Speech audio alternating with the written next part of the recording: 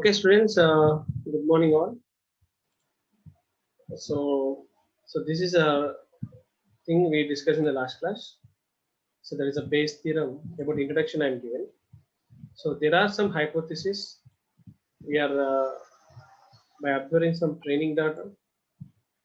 Okay, and here we are in about this all the hypotheses. You are going to find out a best hypothesis. So this is we have seen this theory we have seen. And I told you about this one, P of H. P of H is nothing but what's the P of H? Initial probability. So when I say P of H, so in this time we are not we have uh, before we have observed the training data. So it indicates what here we are not used any training data. Initially you take it. Initially you consider one probability. Okay, one hypothesis you finalized, and this is you can call as P of H. Okay, so P of H is often called the prior probability of H and may reflect any background knowledge we have about the chance that H is correct hypothesis. Okay, initially you taken some prior probability. Prior means before you taken the probability. You don't know that. Some you will by observing some assumptions, by observing some old data, you have to take some prior probability of that P of H, initial probability. Okay, and next one. We'll write P of D. P of D is the probability of the data, training data. To denote the prior probability that training data D will be observed. D will be observed. Here hypothesis will observed. That implies the probability of D given no knowledge about the hypothesis. Try to understand. So try to understand very clear about this. When you are learning this, you don't know about training data. When you're learning this, you don't know about hypothesis. So training examples are coming, number of training examples coming. So whatever the hypothesis, whether it will matches with present hypothesis or not, we don't know exactly. Okay, but we are calculating probability of the training data, probability of hypothesis. And what about this one? D given on the set of hypothesis. So what it indicates is, to denote the probability of observing the data D given some world in which hypothesis H holds. So what it indicates is, you have some set of hypothesis, some hypothesis there. So based on that hypothesis, you taken this training data. You've taken this training data. So here one formula is there. What it indicates? In order to get X, you require Y value. So here also same. Here getting the training data to denote the probability of observed data D given some world in which hypothesis H holds. What it indicates, you have some hypothesis. Based on this hypothesis, you are assigning some probability to D. And what about this one? You have some training data. Based on this training observed data, you are finding this hypothesis. You are calculating probability of this hypothesis. Okay, there are 4 P of H, probability of H, probability of D, probability of D given H, probability of H given D. So this is you can call it as, okay, and this one you can call it as posterior probability. This you can call it as interior probability. Okay, this you can call it as interior probability. This you can call it as posterior probability. Okay. రుచీంద్రమణి వేస్తుందా operate చేస్తున్నా ఎప్పుడు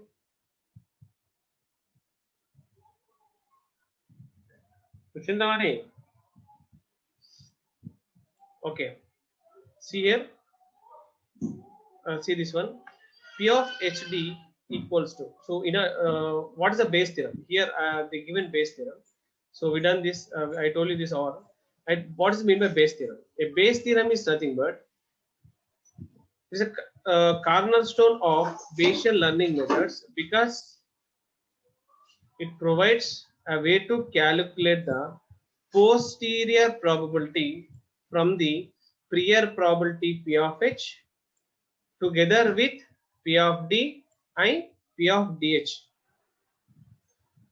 Try to understand. You are going to calculate posterior probability P of HD from the prior probability together with P of D and P of DH. So this is the formula.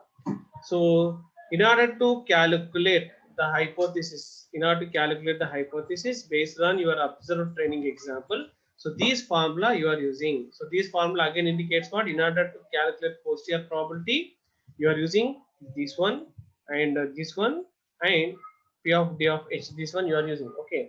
So this is a formula. Again, they minimized this formula. Again, they minimize this formula. Why they minimize this? Let us see. So they minimize this formula into like this. So what it is, let us see. Okay. See first one. Okay. P of HD increases. Try to understand every word. Try to understand every word. P of HD increases means what? P of HD increases with P of H and with P of DH according to Bayes theorem. What it indicates? When P of H increases, P of SD also increase. When P of DH increases, P of SD also increases. That it is same. So when your hypothesis value is increasing, so this value also increase. When your training example, when your data is increasing based on some hypothesis, at that time also it is increasing. It is also reasonable that P of SD decreases. P of SD decreases when P of D increases. Try to understand number. So this value, whatever the value, this value is depends upon this value and this value when it increase, and it will use this for decrease. Generally you think, for example, we'll see this one. So what it indicates, I will tell one real time example for this. Here, what does it mean? Your hypothesis is decreasing based on your training examples. Based on your training examples, your hypothesis decreasing. Here, when P of D increases, P of D is increased, and what it means, I told you in the beginning only.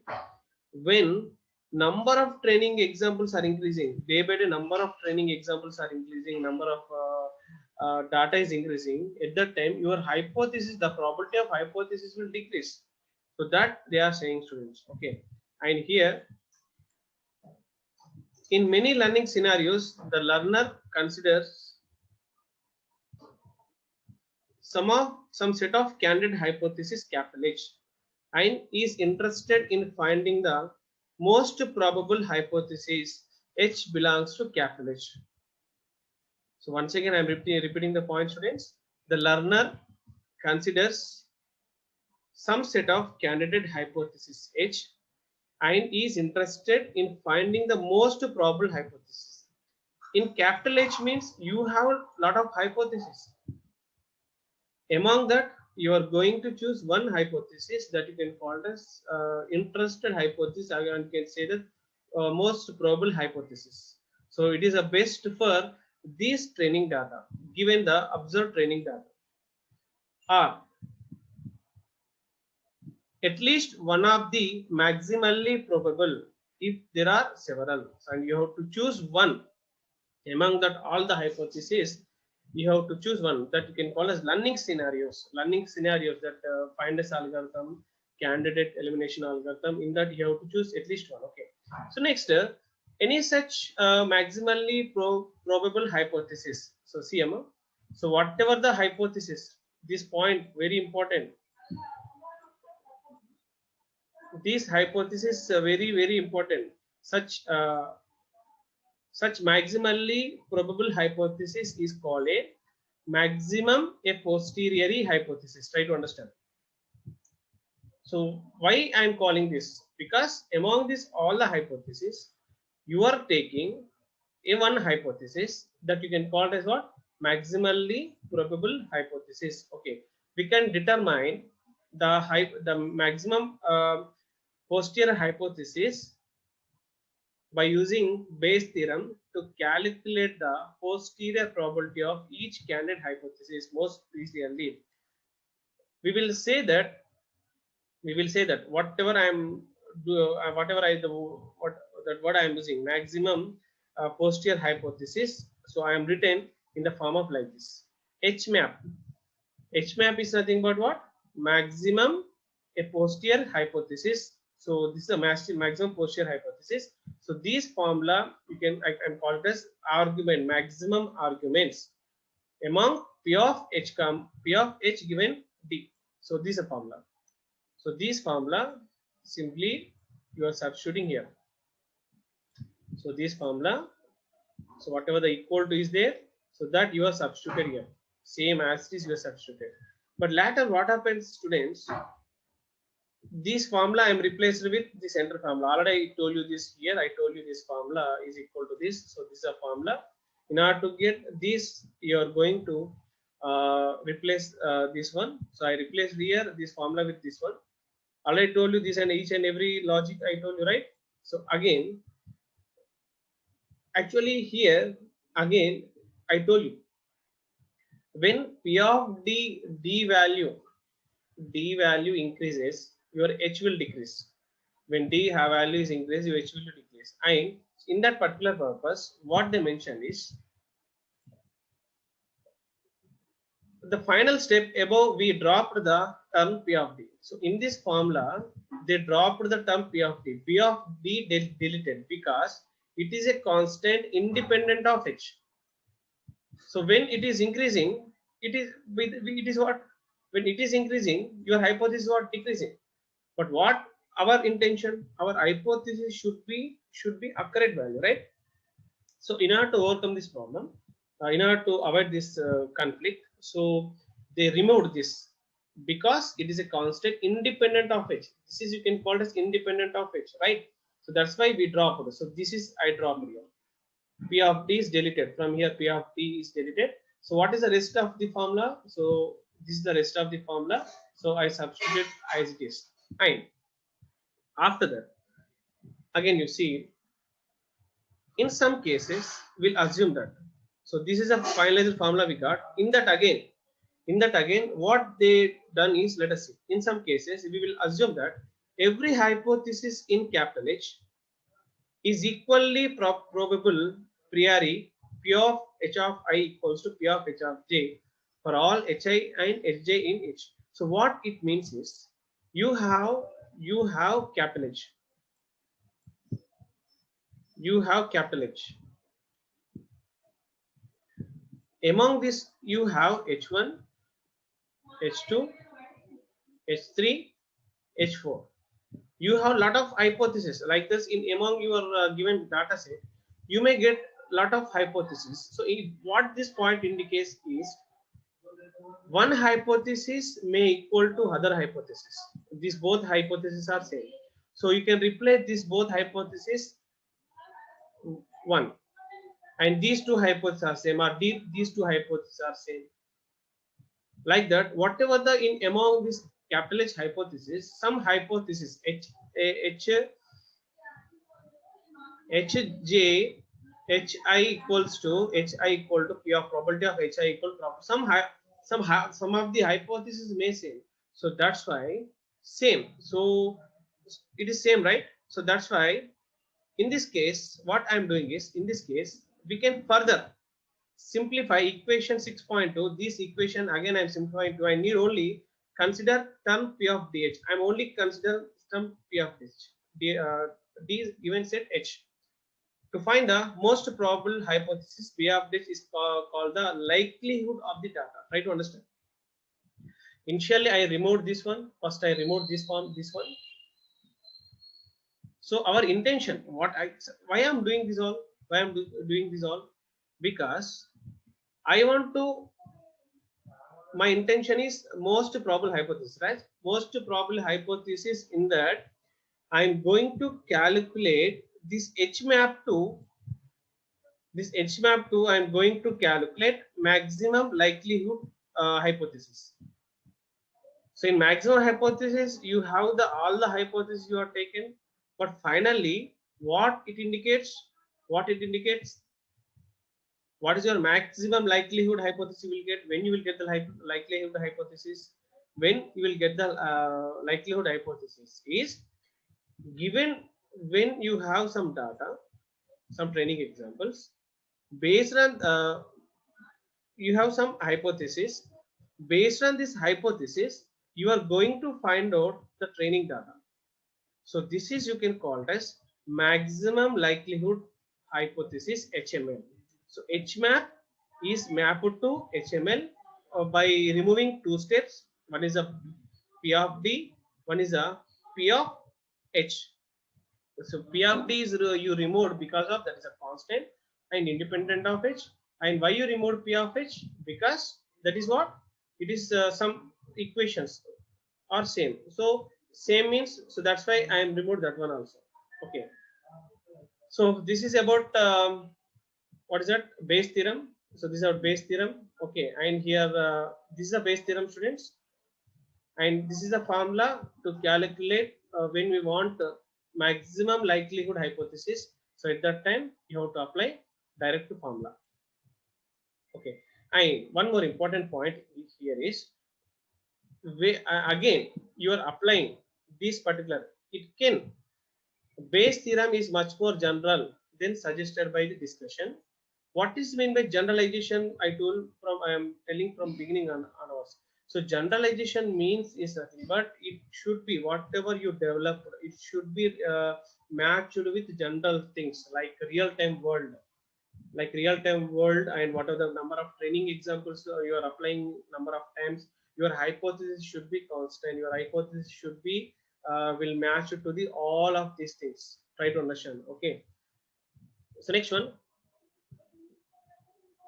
and one more thing where we are applying this is it can be applied equally well to any set H of mutually exclusive propositions. So this is a point.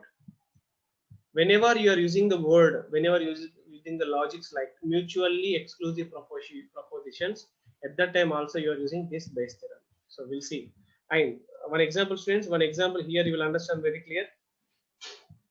That example is the Bayes theorem example, students. To illustrate Bayes rule, consider a medical diagnosis problem. Medical diagnosis problem. Listen, everyone. Okay. In which there are two alternative hypotheses. In medical diagnosis problem, there are two alternative hypotheses. That are the first one, that the patient has a particular form of cancer. The patient has particular form of cancer that the patient does not. Two things are there, students. Here, the patient have the cancer, positive result, and the patient doesn't have the cancer. The available data is from of a particular laboratory. So whatever the data they are taken, it is from particular laboratory they taken. Test with two possible outcomes. Two possible outcomes, friends. One is this symbol indicates positive, and this symbol indicates negative. So this whenever I am using this symbol, you consider it as a positive result, positive test lab report, particular laboratory, and that having the positive results, and that laboratory having the negative result. We have prior knowledge that over the entire population of people only 0.008%. I told you, e points and try to understand what are the points we learned here. P of H, what it means, initial probability. P of H, initial probability. Try to understand initial probability. Initially you are taking in the world, you can say the initial probability of the cancer rate, it should be what? 0.08.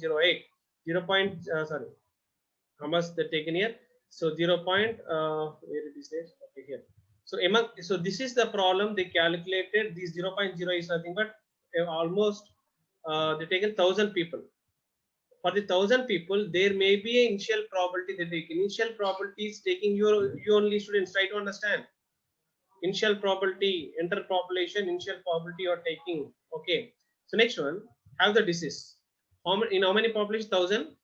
In 1,000 population, there is a chance of probability having the positive result, that is a 0.08. Okay. Furthermore, the lab test is only imperfect indicator of the disease. Sometimes, nowadays RT-PCR test, someone having those symptoms also they're getting positive. So try to understand the lab reports always 98%. If it is okay, some 2% maybe it failed. The test returns a correct positive result only 98% of the cases in which the disease actually present. Try to understand. Only 98% only it will give the accurate result. And correct negative results also will give 97% of the result. And for example, 97% they will give the person having the cancer. But some person don't have the cancer, but still it is showing that some 3% it is showing that so the person have the cancer. Try to understand. The disease not present. Right? In other cases, the rest written opposite. The above situation can be summarized following probabilities. So whatever the logics I told you above, these are all and here they indicate with. So try to understand this one by one, students. Very simple. These are all. So I told you what is this and what is this. Among 1,000 population,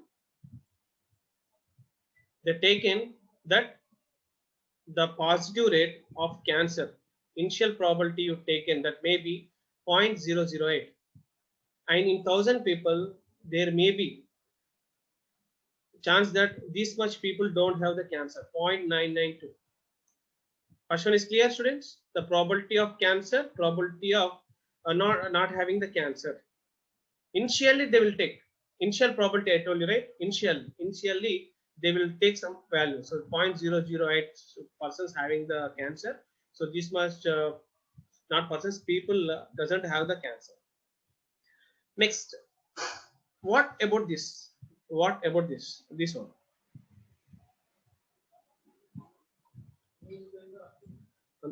Are there? Okay. What about this one? P. What I told you about this lab test for the positive number of lab reports you done. So these are the number of positive lab reports done. Okay, and they got what? Positive. They got what? You done cancer lab. You done what? Cancer lab tests. That all are you got positive. That is what? 0.98. 0.98. 1 second, students.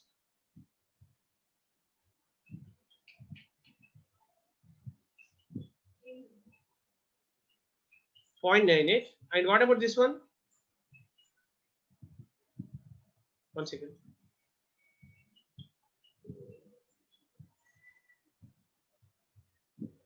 0.98. Okay. Sorry for the disturbance, students. 0.98 you got. And again, you done cancer test and cancer test that how much you got negative? That is 0.02. Try to understand. Here, number of cancer tests is done and number of positive tests should be 0.98.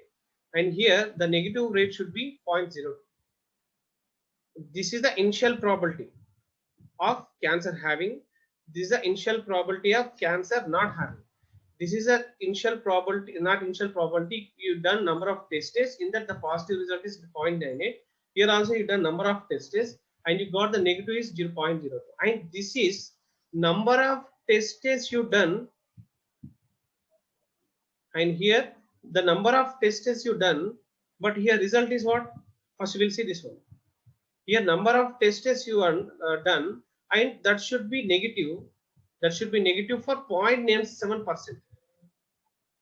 And your number of tests you done here and you got negative result. Negative you done for negative result, but it is came as positive. How much percentage? 0.03%. Try to understand. So this one having a lot of different students here. This both. Once again I am telling. Here you done number of cancer tests and you got the positive rate is 0.98 and you done a number of cancer tests and you got the negative. These both are used. These both are in order to calculate whether you having the cancer or not. For cancer or for positive result, for positive result. But here you got 0.98% correct result. Here 0.02 wrong result. Here when you don't have the cancer and you got that much result, how much? 0.97. and you got the result how much here? 0.03 positive. Okay, and ఇక్కడ దీని meaning ఏంటంటే point here you don't have the you done a test for not having the cancer, but you got positive rate. How much? 0.03. So that, like that, you have to understand. So after this all the things, after a discussion of this all the things, okay, what you should understand is suppose, so based on this assumption, and we calculated this assumption, right? Suppose we now observe a new patient came. So you have this much data with Okay, now for whom the lab test returned positive. The new patient came into the hospital and they taking a test and he got a positive result. Should we diagnose the patient having cancer or not?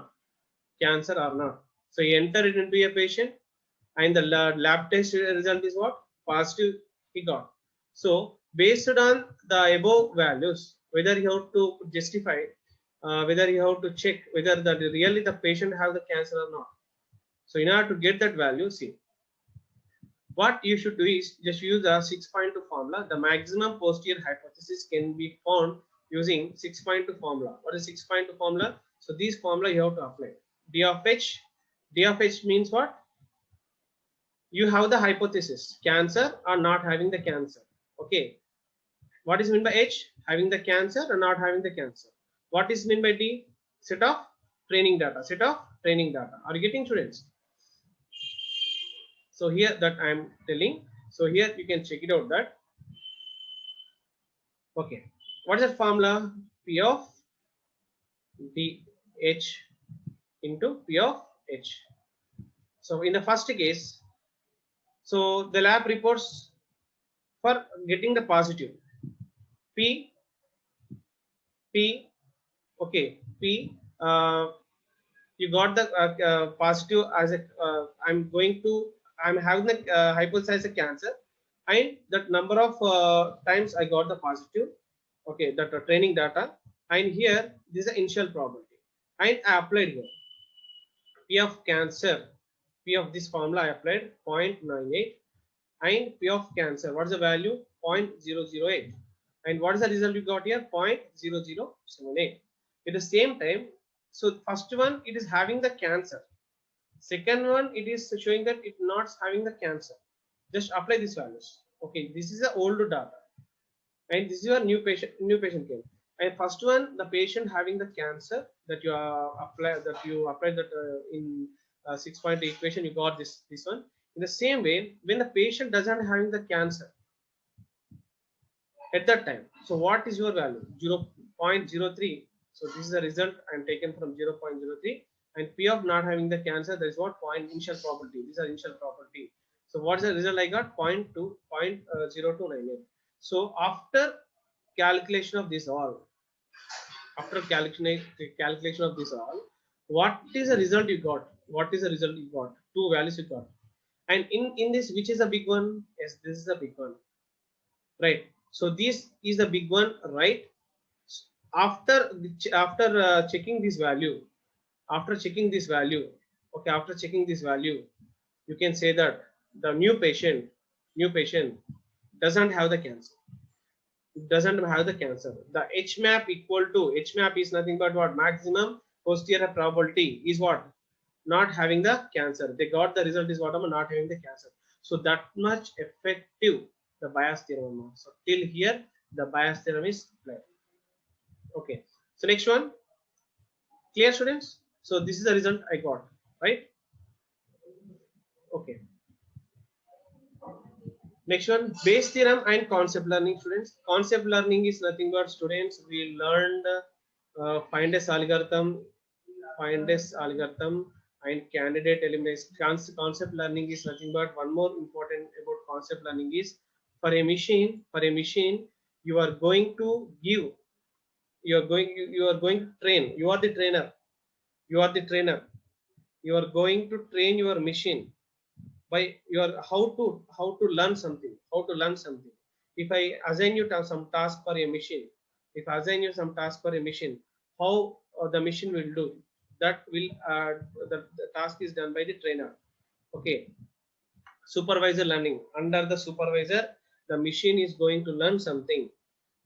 Okay, if you assign the task, please make some chapati, please do driving, okay, please play a ball, okay, please play tennis. So these many tasks you are going to perform on machine. So this you can call it as concept learning. Concept learning is nothing but, so this concept learning you are applying to the machine. After applying the machine, this machine will do a lot of things. So this concept learning we are discussing in the first chapter. Finest algorithm, candidate elimination algorithm, this decision trees, this is all that we've done. Again, what is the view, what is the importance of Bayes theorem towards this? Okay, so that I am going to discuss here, students. Here there are four rules, are there four rules? That is, first we'll see this.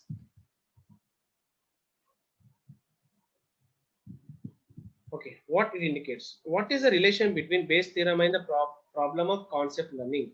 Since Bayes theorem provides a principal way to calculate the posterior probability of each hypothesis of the training data. Try to understand. Try to understand this word again. It is came. Okay.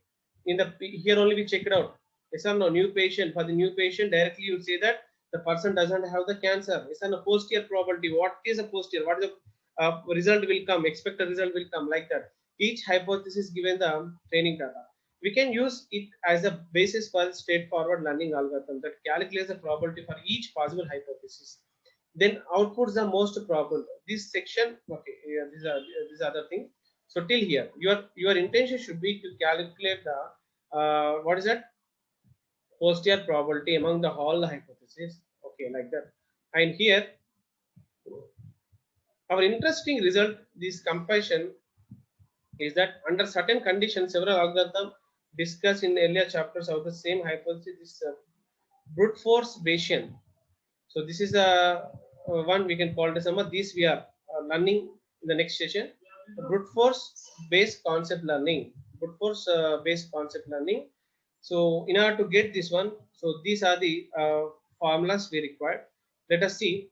Here A is one event, B is one event. Product rule, sum rule, Bayes theorem, theorem of total probability. Events is nothing but it is like H1 is one event, H2 is one event,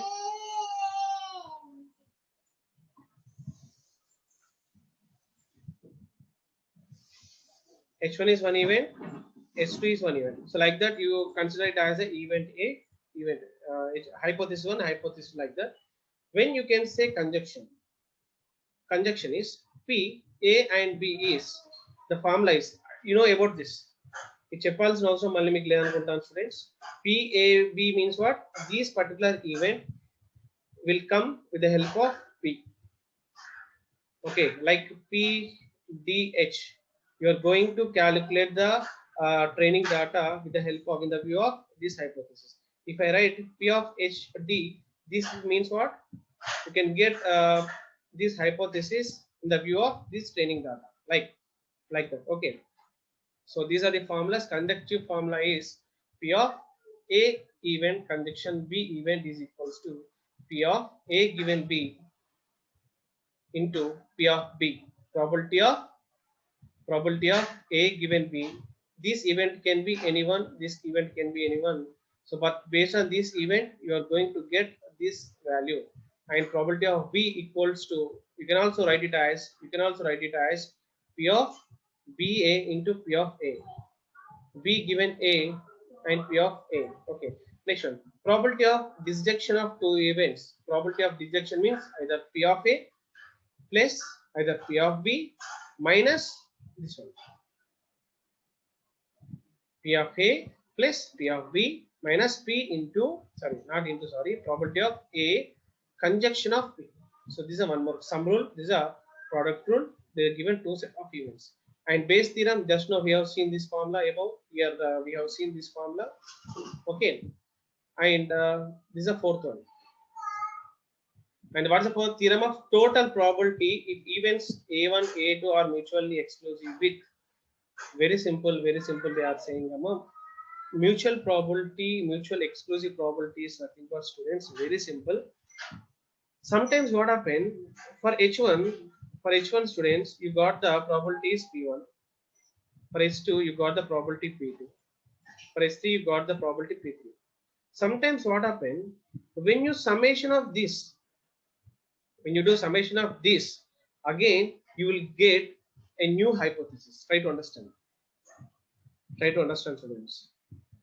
When you are applying a b value, you will get c value, right? So like that, for h1 you have p1, for h2 you have p2, for h3 you have p3.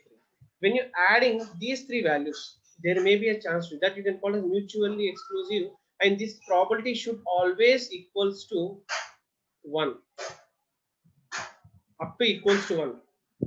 Okay, I think so you got this point, right? Okay students, and here one more formula, probability of some event b equals to probability of some b equals to probability of b given ai, probability of ai is nothing but this one. In order to add this all the probability events, summation, you have to do summation for this all the events, you have to calculate the probability and you have to do the summation, and you are getting the some value, and this value is just you substitute here. After substituting here, you will get the probability of some event b. So up to here, I'm ending the session, students. So tomorrow we are going to continue brute forces based concept learning. Thank you, students. Okay, take care.